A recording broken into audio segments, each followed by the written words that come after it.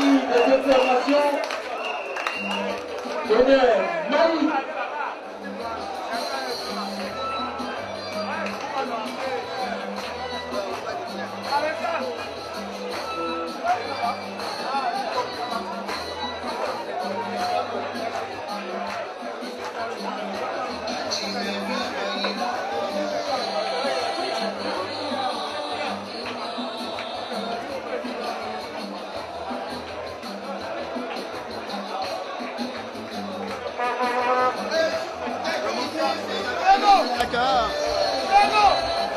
Nous voici de retour pour la finale de la première édition du tournoi international President Cup.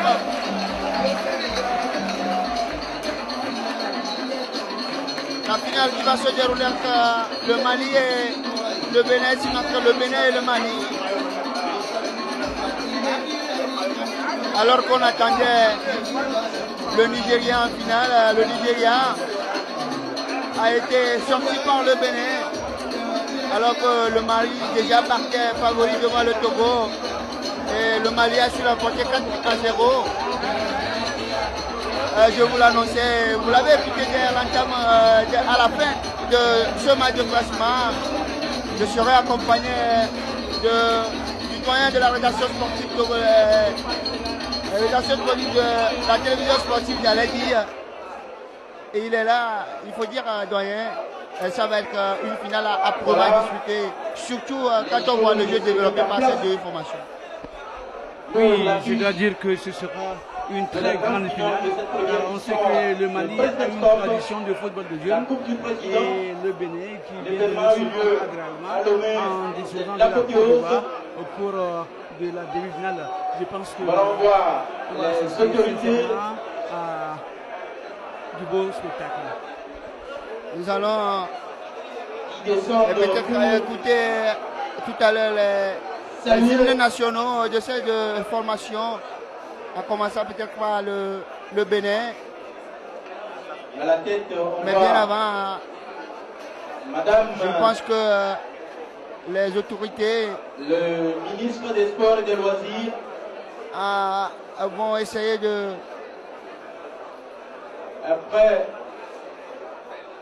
procéder aux cérémonies de lancement de cette grande finale.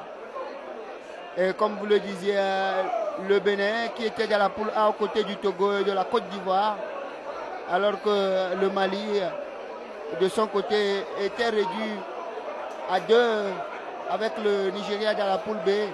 Et dans cette double confrontation, on sentait déjà que cette formation malienne allait arriver quand même à cette étape. Et comme vous le disiez, la surprise vient du Bénin.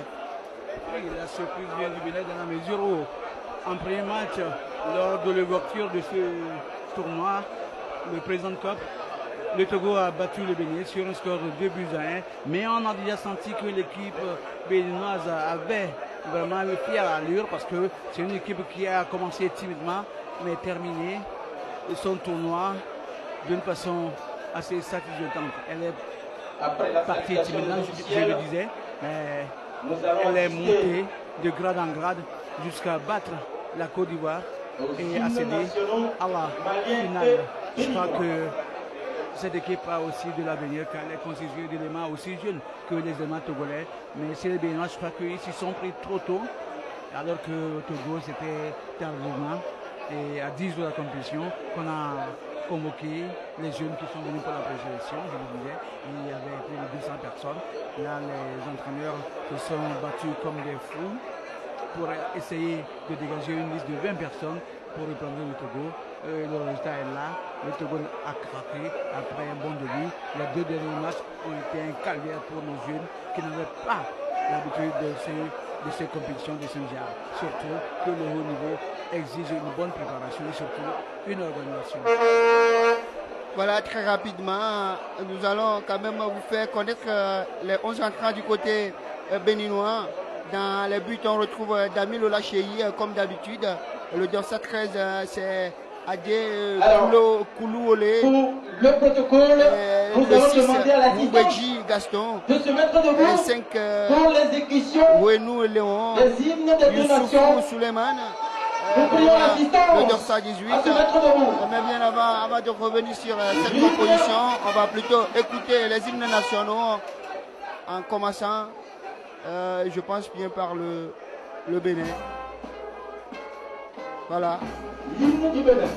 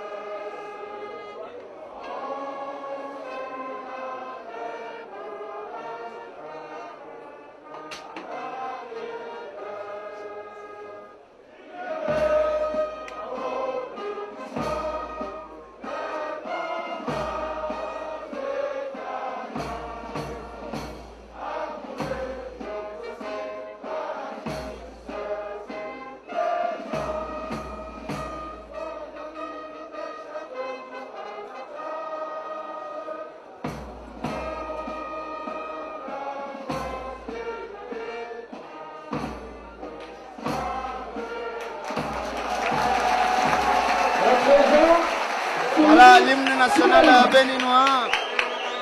Et cette fois, on va écouter celui du Mali. Oui, Thierry, je crois que cet hymne a été magistralement exécuté par la force de défense armée togolaise.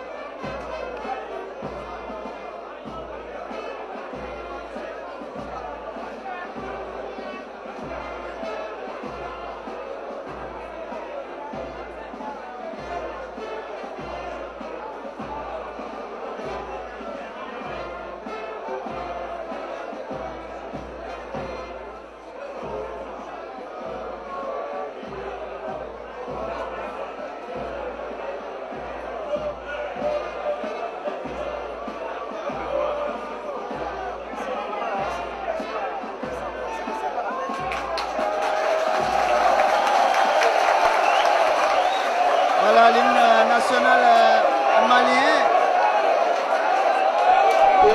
Il faut dire que le public malien, quoique nombreux, a eu du mal à reprendre son hymne national. Tout le monde de savoir chanter son hymne national. Si nous laissons, c'est peut-être parce qu'on a été à l'école et surtout à l'école nous obligeait à l'apprendre. Si eux n'ont pas été à cette école, comment pourraient-ils l'apprendre? Et donc, chers amis téléspectateurs, rapidement, on donnait la composition de cette formation béninoise. Je parlais dans le but, il y avait Damilola, Adje Kolouole, le Dorsa 13, 6 Moubeji Gaston, le capitaine même de cette formation, 5 Yehouenou Léon, 18 Youssoufou Suleiman, 12 Bawa Saliou, 8 Ehoué Parlek, 7 Oudjou Assi Paul, un très bon ailier droit. Au Dorsa 11, Ibilola Aaron, c'est la même qui a inscrit le but matinal contre le Nigeria. Le Dorsa 14, Oreko Evodé, le véloce attaquant de cette formation. Et le 4, Fabien Maximilien qui retrouve également sa place de titulaire. Et le Dorsa 9, Odje Tangi Semiou, celui-là qui est rentré en cours de jeu contre le Togo et depuis a gardé sa place de titulaire. Sur les blancs de remplaçants, on retrouve Adamou Nassirou, Douyeme Batori, Adensil Islas, Okpo Romain, Gadi Parfait et Baguidi Pacifique qui a perdu sa place depuis le match d'ouverture contre le Togo. En tout cas, doyen, du côté du Mali, on a également fait confiance aux 11 entrants. Pas trop de changements quand même. Oui, pas trop de changements parce que chez les Maliens, ils ont pensé que l'équipe qui a débuté la compétition mérite la compétition de l'entraîneur. Alors, on faisait ce qui était juste à la fin du tournoi. À partir de changements, ici dans les bandes avant travaillé à nous, le dorsal numéro 16, au which nous avons déjà quitté Moussa, et 4 Diop Sini, au 12 Sissoko Mamadou, au 14 Sinkara Abdraman, 2 Traoré Ismaël, au 10 Haidara Mohamed, au 7 Maïga Sidiki, au 9 Mali Ali, au 18 Bagayogo Amara, au 1 Diamas Samuel, et au 5 je crois que c'est un niveau de remplacement, ça va le donner et un Diamas Samuel, au 7 Teta Chek, au 6 Sissoko Abdraman, 15 Traoré Moussa, au 11 Drami Draman, 13 Diankar Mamadou, 17 Koulibaly Sekou et au 3 Bagayoko Siaka. Voilà pour la composition de cette deux formations. Et chers amis téléspectateurs, il faut rapidement dire que la finale de cette première édition du tournoi President Cup sera arbitrée par l'Ampté Joseph, ghanéen de nationalité. Salifou Malik, le premier assistant, il vient également du Ghana. Tonou Kokouri, le nom là doit certainement vous dire quelque chose. Lui, il vient du Togo, c'est le second assistant de cette rencontre et ma foi, c'est sa première rencontre dans cette compétition. Le quatrième officiel a pour nom Ago Aboubakar, il est du Nigeria. Et le commissaire au match, c'est Dan Bourgami. Et voilà qui débute cette partie, cette finale entre le Bénin et le Mali.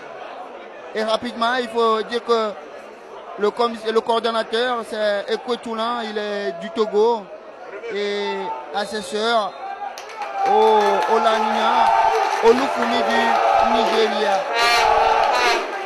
Et le public malien qui commence déjà par donner le temps sur ce premier coup franc obtenu par sa formation, histoire de pousser cette jeune formation-là à aller chercher ce trophée, cette coupe, cette dame coupe de cette première édition du tournoi international President Cup. Le premier coup franc de la partie au profit du Mali. Décomposé. Le centre. Oh, l'aile de pigeon qui ne va pas passer alors que le fanier du premier assistant s'est levé. Doyen, il faut dire, ça a surpris quand même la défense béninoise. Oui, ça a surpris la défense béninoise parce que les Maliens ont décomposé ce coup franc. Ça a pris la défense béninoise qui s'attendait à un tir direct ou à un tir dans le paquet pour inquiéter le gardien. Mais seulement, ils ont combiné une combinaison à la fois très belle, mais malheureusement, un des joueurs maliens était en position de relever que l'arbitre, l'assesseur, disons le premier assistant, a signalé. Donc là, c'est les Béninois qui dégagent leur camp. On va voir ce que ça va donner. Bien joué. Ah ouais, je crois qu'ils jouent au ballon comme d'habitude. Bien joué. Mais ma foi, les Maliens aussi, c'est de bons joueurs. Parce que pour avoir décomposé ce coup franc, on sent que c'est une équipe qui a l'habitude de jouer ensemble. Ah, bonne circulation de la balle qui arrive au libéraux. Ouais, ma foi, balle au pied. Il donne à son stopper. Là, je pense qu'il y a un danger pour les Béninois.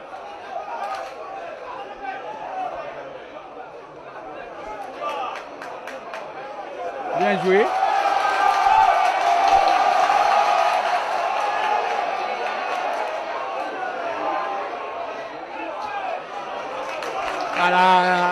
Je crois que les deux équipes sont en train de nous dire qu'elles vont nous offrir un beau spectacle de part et d'autre. On va de belles actions. Oui, de belles actions. On a découvert ces deux formations très joueuses avec de petites passes et de fins techniciens, surtout à l'instar du 209 malien, Malé Ali, un fin technicien. Ils sont nombreux à être des techniciens dans cette formation malienne. Mohamed, Et du côté béninois également, ils sont également bien techniquement. Ibilola, Aaron, Eroko, Evodé, et ils sont bien techniquement. Baguidi, non, Fabien, Maximilien, Odje Tanguy Semiou également est bien techniquement. Cela veut dire que ça va jouer. Et surtout, ça va se jouer en milieu de terrain. C'est l'équipe là qui va avoir le dessus en milieu de terrain, qui va arriver à l'emporter à la fin. Ouais, je crois que c'est l'équipe qui fera preuve d'audace et surtout de créativité. Parce que quand on voit les joueurs maliens, leurs deux arrêts centraux sont vraiment au niveau de la ligne du rond central. C'est-à-dire qu'il faut un pressing haut pour empêcher les Béninois de les embêter dans leur surface d'opération. Là, c'est ça. Ça illustre bien ce que je dis sur un dégagement de la défense béninoise. La balle est carrément allée dans les bras du gardien malien. Ah ouais, je crois que cette équipe a vraiment un bagage technique qui lui permet de jouer à son rythme. Et c'est elle qui imprime le rythme maintenant. On voit du fait, ouais, c'est un match, une circulation de balle faite de petites passes. Là, malheureusement, le dernier possesseur de la balle n'a pas bien négocié cette balle qui est allée directement dans les bras du gardien béninois Damilola Cheyi. Les Béninois aussi, ma foi, ils essaient de jouer à terre, c'est bien. Là, sont en football, seul l'audace paye. Il faut être audacieux, créatif, inventif pour pouvoir surprendre l'adversaire. Ouais, une bonne descente du Béninois qui effectue un centre contré par l'arrière gauche malien, ce qui donne le premier corner de la partie. Premier corner qui sera tiré par les Béninois, qui aimerait surprendre la défense malienne. On entend déjà le supporter béninois crier but au but. Ils appellent de tout leur vœu un but béninois. Ouais, l'attaquant béninois n'a pas su prendre la balle. C'est les Maliens qui partent par le pied. Une faute concédée par le capitaine et libéraux béninois qui a empêché l'attaquant malien de partir balle au pied. Il y a une bonne ambiance bon enfant ici au stade municipal où les deux formations donnent la voix pour essayer d'encourager leur équipe. Sincèrement, c'est une bonne ambiance. Ça fait un bon moment qu'on ne voit plus ça.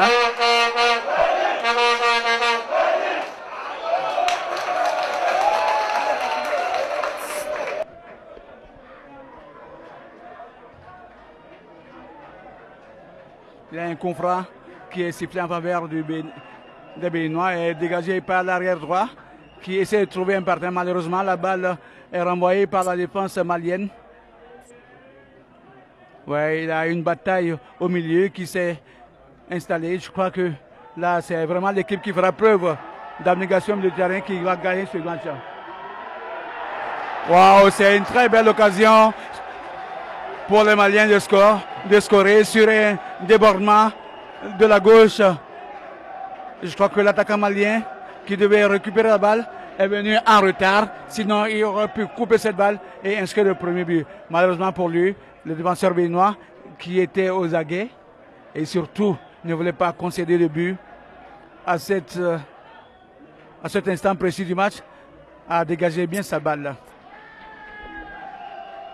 Voilà. Le Mali qui commence par se créer des situations.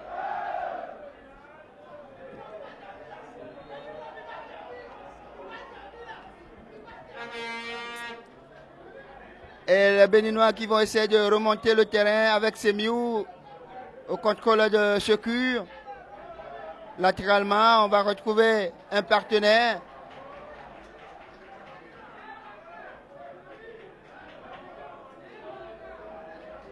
La récupération malienne. Et là, ça va être un ballon trop appuyé qui va sortir pour une remise de touche rapidement effectuée. Bawa Saliou, longue balle pour retrouver Ibilola.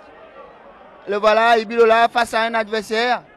Il tente, il cherche la solution. Ah, il a tenté de trouver Maximilien. Le contre lui est favorable. Attention, il va frapper. Et sur le portier. Traoré Alou. On le disait, il est techniquement bon ce jeune homme, Ibilola. Ce Dorsa 11 burkinabé. Bon, c'est Dorsa 11 béninois, j'allais dire. Oui, c'est Dorsa 11 béninois qui a fait le tour d'horizon de toute la défense malienne pour ponctuer son action par un tir qui a été magistralement capté par le portier malien. Je crois que ces deux équipes ont, au sein de leur équipe, ces deux formations, en leur sein de grands joueurs, malgré leur jeune âge, qui savent bien manipuler le ballon et surtout faire de bonnes actions qui arrachent des applaudissements du public. Vraiment, là encore, c'est une belle balle que ce joueur a essayé d'envoyer. Malheureusement, son attaquant n'a pas su récupérer cette balle qui est sortie, ce qui va occasionner un dégagement de 6 mètres pour la défense malienne. Un dégagement effectué par le capitaine malien et gardien qui trouve son arrière-gauche. Le arrière-gauche trouve son partenaire sur la ligne de touche. Lui aussi essaie de trouver un attaque. Ah ouais, un partenaire. Il envoie la balle. Ah ouais, bien joué de la part du défenseur béninois qui a trouvé le moyen de renverser cette balle. Mais la balle ne sort pas. Elle est toujours disputée âprement par les deux équipes. Je crois qu'on assiste certainement à l'un des plus beaux matchs de ce tournoi, car malgré que ce soit une finale, car souvent les finales ne sont pas de bonne facture. Oui, les finales ne sont pas souvent de bonne facture. L'enjeu qui, des fois, l'emporte sur le jeu proprement dit, la tête défensive du côté béninois, mais récupérée derrière par Malé Ali. Il va centrer la frappe du gauche. C'était Maïga Sidiki qui a reçu ce centre sur ce travail de Malé Ali et a frappé du gauche. Malheureusement, sa frappe n'a pas été cadrée, ce qui va permettre à la défense béninoise de ressortir ce ballon. Gaston Hungbedi. Regardez un peu ce jeune homme, Ibilola Aron, qui est revenu jusqu'à la défense chercher ce ballon. Maximilien qui va écarter sur le flanc droit. Le contrôle, mais la pression derrière. Le contre favorable pour les Maliens, chippé rapidement par Sali Oubawa. Et la faute sera malienne. Chers amis téléspectateurs, retenez que on peut compter déjà dans cette compétition pratiquement 7 rencontres. Et là, il y a eu au total 19 buts, ma foi.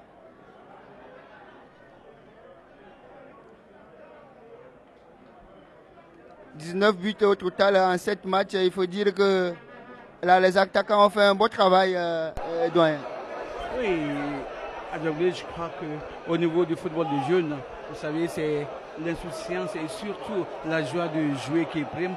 Et on n'est pas enfermé dans des carcans tactiques qui interdisent à ces jeunes de s'exprimer. Je crois que vraiment, si les entraîneurs peuvent continuer dans ce sens, à laisser les enfants exprimer leur talent, ce serait bien pour l'avenir du football de ces deux pays. Et surtout même du football de la sous-région. Car que ce soit du côté du Togo, de la Côte d'Ivoire, du Mali, du Bénin, du Nigeria, on essaie de jouer et l'objectif premier est de chercher les buts adverses. Pas de défense son camp. Et souvent c'est pourquoi il y a eu beaucoup de buts marqués au cours de ce président de COP. Là, il y a un joueur béninois aussi qui m'épate par son placement. C'est Fabi Maximilien. On le voit au milieu de terrain. Malgré sa petite taille, il joue, il distribue les balles, il distribue des passes, il va et vient défendre son camp. Et sincèrement, je crois que ce petit, il a de l'avenir. Ce petit, il a de l'avenir comme tant bien que d'autres dans cette compétition. Et quand on voit ces jeunes jouer au football, on peut encore avoir de la confiance que l'Afrique peut compter sur la relève, puisque il le disait, Issa Ayatou, que, vu le travail qui a été fait jusqu'alors, on peut compter sur l'Afrique dans les tout prochains jours. Suivons d'abord cette descente dans le camp béninois. Je disais donc, on peut compter sur la relève quand on voit tous ces jeunes-là jouer au football comme ça, que l'Afrique du jour au lendemain va tenir la trajectoire aux autres compétitions. Très souvent, on voit dans les compétitions de jeunes des équipes africaines tenir la trajectoire haute des équipes européennes. Mais sûrement, ce qui se passe, c'est que entre les compétitions de cadets et les juniors, nos joueurs sont aussi bons que les Européens, mais c'est à partir du moment où ils devaient passer au stade supérieur que le bas blesse. On laisse ces enfants vraiment à leur compte, sans encadrement précieux, sans vraiment organisation. On les laisse abandonner à eux-mêmes, livrés à eux-mêmes. Des fois, leur carrière est stoppée net. Et de bons joueurs qu'ils étaient, ils deviennent des joueurs quelconques qui n'arrivent même plus à faire carrière dans un championnat qui, ma foi, est mal organisé un peu partout dans la sous-région. Cela dit, il y a un travail d'organisation des fois qui manque pour permettre à ces jeunes-là d'aller jusqu'au haut niveau.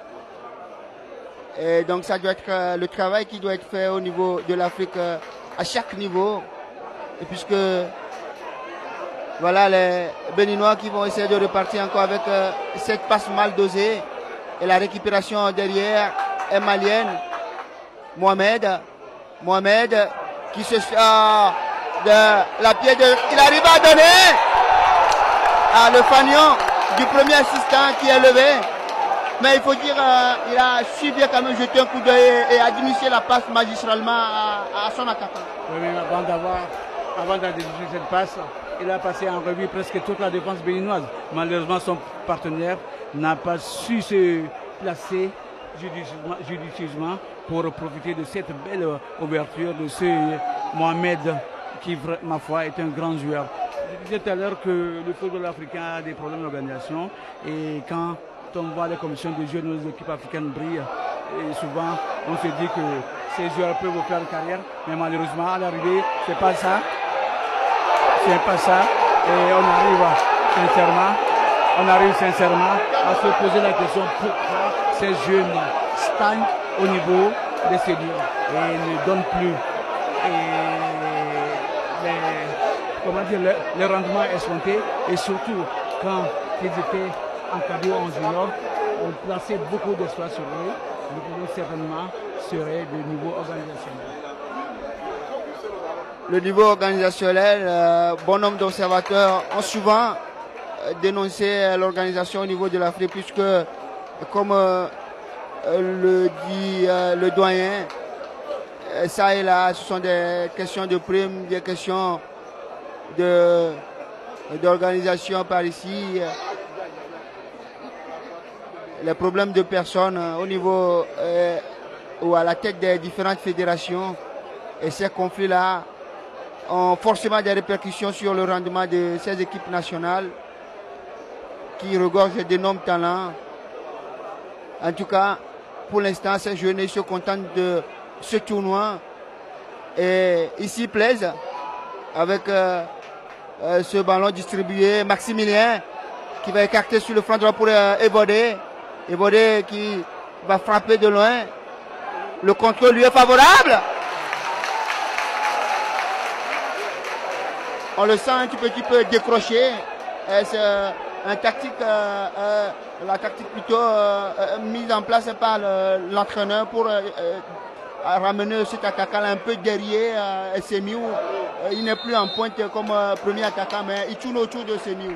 Oui, il tourne autour de Semiou, il a décroché pour pouvoir échapper au marquage des arrières béninois et des Maliens. Et c'est ainsi qu'il a décroché un très bon tir que le gardien malien a su judicieusement et surtout tranquillement aussi maîtriser. Et je parlais toujours des problèmes de nos équipes de jeunes. Ouais, je me rappelle que dans les années 80, l'équipe togolaise avait participé au championnat du monde junior en Chili, et au Chili plutôt. Et ma foi, dans cette équipe togolaise, il y avait Salou Bachirou et Agouillon Komi, plein de joueurs qui étaient vraiment talentueux. Malheureusement, parmi tous ces joueurs, il était 21. Il n'y a eu que Salou Bassirou qui a réussi au haut niveau en jouant en Allemagne dans de grands clubs. On sait qu'il a fait un bout de temps à Mönchengladbach, à Duisburg aussi. C'était un attaquant très fin dans la Bundesliga. Mais pendant ce temps, dans l'équipe yougoslave, on avait des joueurs de la trempe de Šuker, Prosinecki, Žerni, Boban. Et tous ces joueurs ont tacté le haut niveau avec un grand succès. Ils sont venus de grandes têtes, surtout Boban, qui au Milan AC a rayonné, tout comme Prosinecki et même Žerni, qui ont permis à la Croatie d'émerveiller le monde lors de la Coupe du Monde 98. En France, ils ont terminé à la 3e place. Pendant ce temps, au Togo, tous ces jeunes sont laissés et surtout livrés à eux-mêmes, qui, ma foi, les Zagbala Ariba, qui s'en souvient encore. Ils étaient nombreux. Hope, il y a Hope aussi, et le gardien un peu de moins, vous voyez, Ali Salissou, tous ces gens, on les a observés, qu'il n'y a pas un travail qui a été fait pour encadrer ces jeunes, leur permettre d'aller très loin. Voilà, tout a été dit, vous avez compris par rapport à l'historique pour faire tout simplement la comparaison entre cette participation togolaise au Chili avec cette formation de la Croatie que vous avez retrouvée, pour vous qui êtes encore jeune comme moi, en 1998 en France. Oui, il faut dire qu'il y a un travail, et le travail, et c'est tout ce que tout le monde dénonce ici en Afrique, un travail sur un long temps.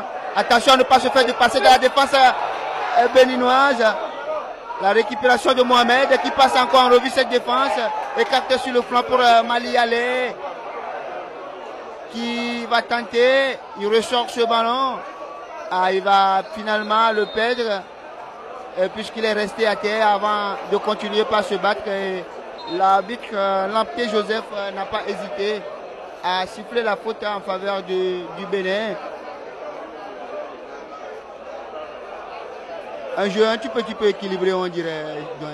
Oui, un jeu un tout petit peu équilibré, mais on sent quand même qu'à chaque accélération, les Maliens sont capables de faire la différence parce que leurs attaquants et milieux de terrain sont vraiment très tranchants. Ils jouent les uns près des autres pour pouvoir déséquilibrer cette défense béninoise.